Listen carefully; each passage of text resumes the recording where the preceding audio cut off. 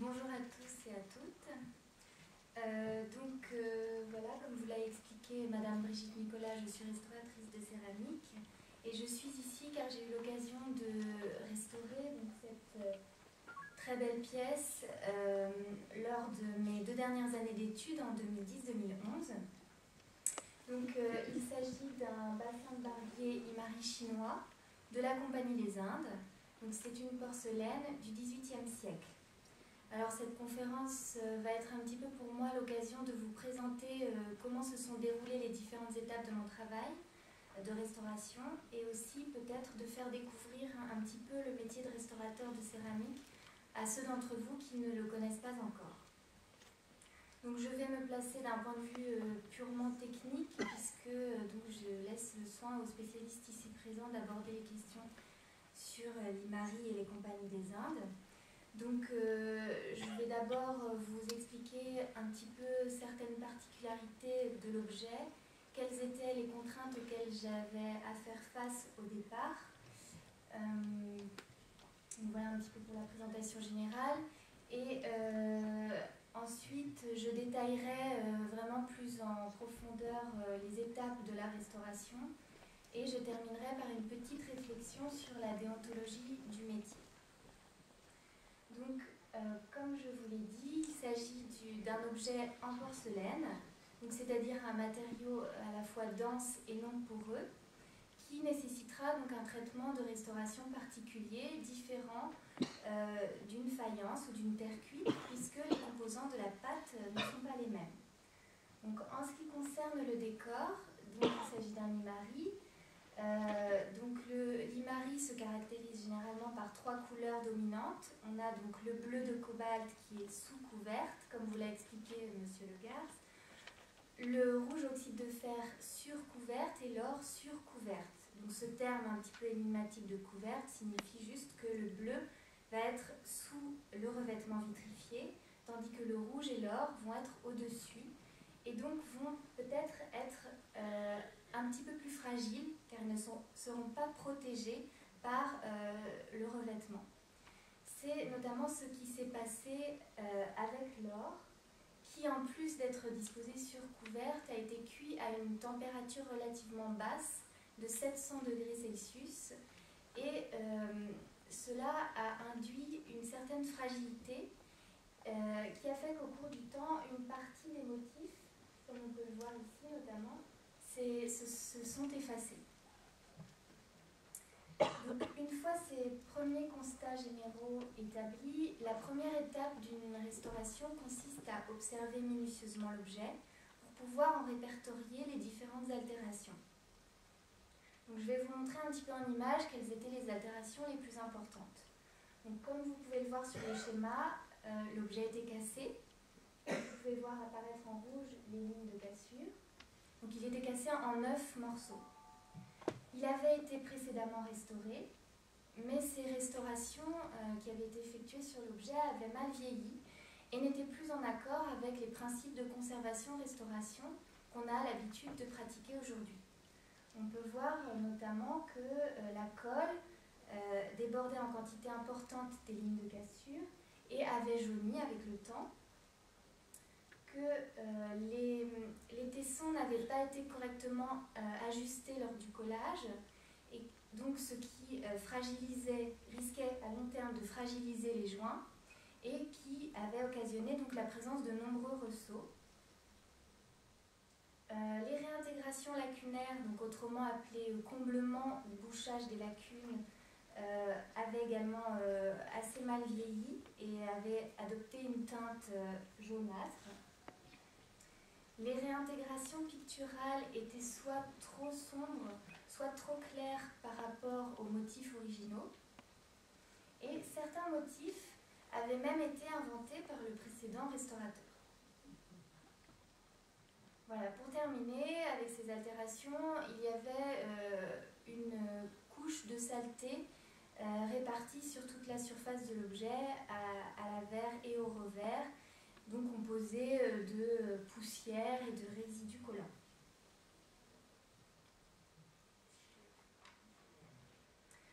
En règle générale, une restauration vise vise à rétablir la stabilité de l'objet, aide à une meilleure conservation et permet de retrouver une esthétique qui peut être parfois perdue.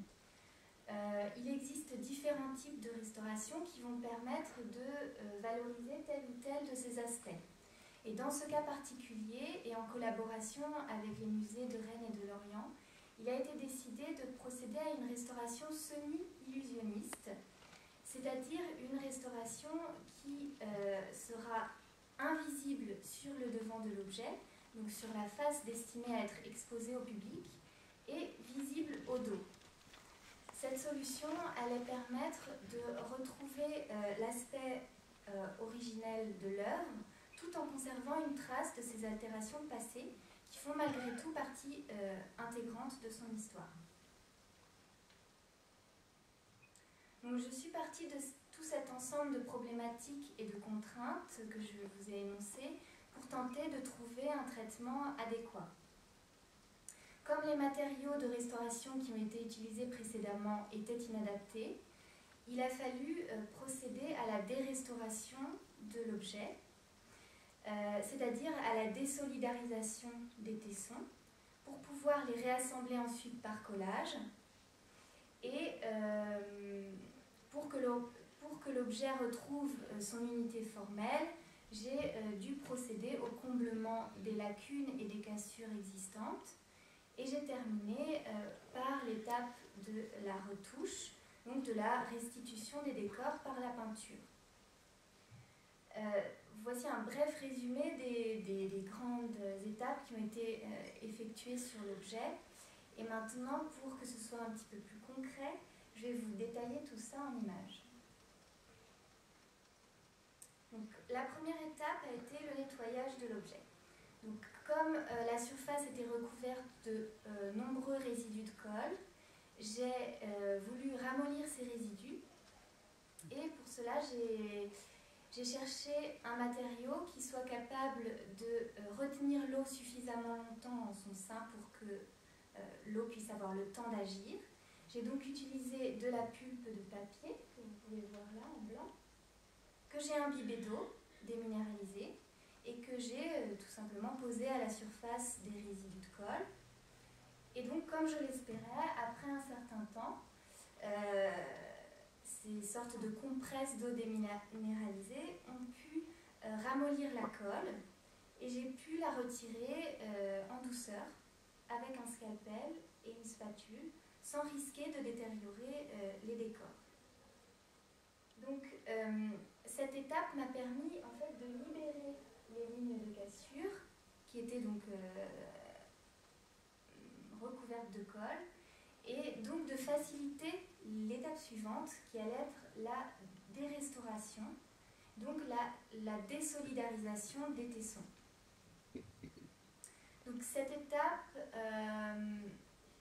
a été réalisée à l'aide d'un pistolet à vapeur avec lequel j'ai donc projeté la vapeur d'eau chaude directement sur l'objet. J'ai utilisé également de l'eau puisque la colle était réactive à ce solvant. Donc, afin d'optimiser en fait l'action de la vapeur d'eau chaude sur l'objet, je l'ai enfermé dans une boîte étanche.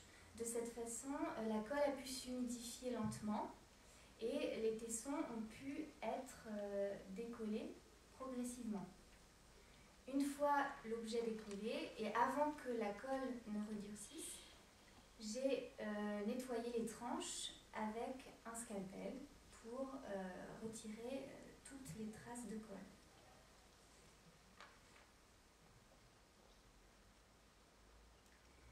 Alors, il faut savoir que le collage d'une céramique se réalise généralement de la manière suivante, c'est-à-dire qu'on va appliquer un adhésif sur les tranches de 2 morceaux jointifs, et pour que ces morceaux restent jointifs durant le temps du séchage, on va utiliser toutes sortes de maintiens dont les plus fréquents sont les rubans adhésifs. Cependant, avec cette problématique de l'or surcouverte et cuit à basse température, donc fragile au toucher, il était un petit peu risqué de disposer les rubans adhésifs directement sur les motifs dorés au fur et à mesure du collage, car cela aurait pu arracher une partie des motifs dorés.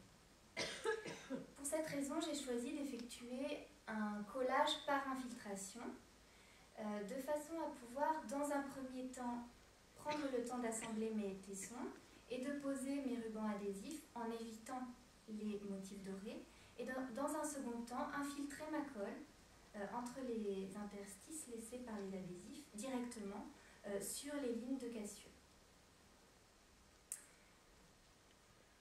Donc, il me fallait pour cela trouver une colle qui soit suffisamment liquide pour pénétrer en profondeur et qui soit également suffisamment résistante. Donc j'ai choisi un adhésif bien spécifique qui s'appelle la HXtal NYL1, ici, que j'ai infiltré donc directement sur les lignes de cassure entre les adhésifs. Cet adhésif a pour avantage d'être fluide, résistant et chimiquement stable, mais il a également un inconvénient qui est celui d'être difficilement réversible sans l'emploi de solvants toxiques comme le dichlorométhane. Donc pour faciliter une future restauration éventuelle, j'ai pensé préférable d'appliquer sur les tranches, avant d'assembler mes tessons et de procéder au collage, ce qu'on appelle un primaire, c'est-à-dire une couche de protection à base de paralloïde B72 que j'ai dilué à 10% dans l'acétone pour que ce soit suffisamment liquide pour être appliqué vraiment en fine couche sur les tranches. Donc j'ai ensuite pu procéder au collage et en plus des adhésifs, pour maintenir le tout bien solidement pendant toute la durée du séchage, qui allait quand même durer une semaine entière, j'ai utilisé des serre-joints.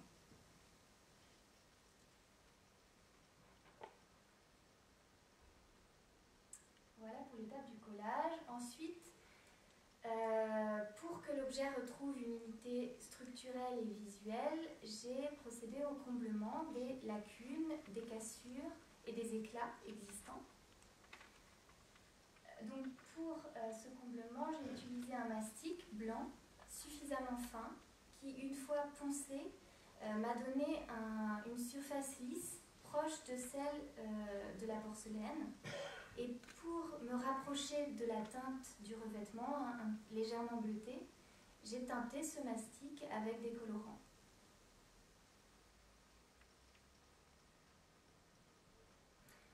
L'étape de la retouche s'est divisée en 3 grandes parties.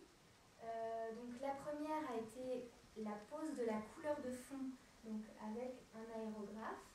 C'est cet outil-là qui m'a permis de pulvériser la peinture à la surface de l'objet de manière homogène et de recouvrir le mastic que j'avais posé précédemment. Ensuite, j'ai repris les décors en bleu et en rouge au pinceau, comme vous pouvez voir ici, à l'aide de produits polyuréthane, et j'ai restitué les motifs dorés, ici, de 2 manières différentes, en fonction en fait de la nature du motif. Donc j'ai utilisé dans un premier temps une palette à dorer, donc avec des peintures que j'ai diluées à l'eau, que j'ai appliquées au pinceau pour restituer tout ce qui était liseré et gouttelettes dorées. Par contre, pour les aplats, j'ai utilisé de l'or adhésif. Donc le principe de l'or adhésif est relativement simple. En fait, il s'agit d'une feuille d'or qui est préencollée sur une feuille de soie, ce qui la rend facilement manipulable, et donc on peut facilement découper son motif directement dans la feuille d'or. Et donc pour que cet or adhère convenablement à la surface de l'objet, j'ai utilisé une base collante qui s'appelle Kollner KT5 Ceramic Size, que j'ai appliquée au pinceau en la diluant légèrement à l'eau. Ensuite, j'ai laissé sécher quelques heures et j'ai appliqué ma feuille. Pour essayer de vieillir un petit peu de manière artificielle cet or tout neuf que je venais de poser, j'ai utilisé un papier abrasif très fin. Et j'ai frotté légèrement la surface de la feuille d'or avec. Donc ces étapes de retouche n'ont été réalisées que sur la face avant de l'objet, puisqu'il s'agit d'une restauration semi-illusionniste. Donc le bouchage, le comblement au mastic teinté a été laissé tel quel au revers, et les limites de cassure sont restées apparentes au revers. Donc pour terminer, l'étape finale de la restauration a consisté en la pose d'un vernis de protection, polyuréthane également, qui m'a permis de protéger les restaurations qui avaient été effectuées et également de redonner de la brillance. Donc voilà les photos de l'objet une fois la restauration terminée. Donc j'en ai fini avec les descriptions un petit peu techniques. J'espère que vous êtes toujours avec moi. Il faut savoir que donc, les matériaux qui ont été utilisés au cours de la restauration ont été choisis en fonction de leurs propriétés à la fois physiques, chimiques et esthétiques. Que généralement, afin de trouver le traitement le plus adapté, on a souvent recours, donc en cours de restauration, à de nombreux tests qui sont réalisés à partir de matériaux que l'on présélectionne et qui permettent dans bien des cas d'éviter les mauvaises surprises. Et ce que l'on recherche avant tout, ce sont des matériaux qui soient stables, qui soient fiables dans le temps et qui soient sans ou avec le moins possible de modification de couleur ou de texture. Parce qu'il faut garder à l'esprit que, en fait, une restauration a une durée de vie limitée dans le temps, d'une dizaine d'années environ, et que donc le restaurateur doit absolument pouvoir retirer les interventions qui ont été effectuées plusieurs années auparavant sans risquer de détériorer l'objet. Donc je vous ai mis ici quelques exemples de dégradation de restauration. Donc on peut voir notamment que dans la plupart des cas, ce qui se passe, c'est une dégradation des couleurs, ou alors une dégradation de l'adhésif, donc qui va être davantage une dégradation mécanique, ou encore une dégradation du matériau de bouchage qui peut devenir pulvérulent. Donc, la description de toutes ces procédures vous montre un petit peu à quel point le restaurateur aujourd'hui doit intégrer à sa démarche, enfin, doit intégrer à son travail une démarche un petit peu intellectuelle pour pouvoir redonner à l'objet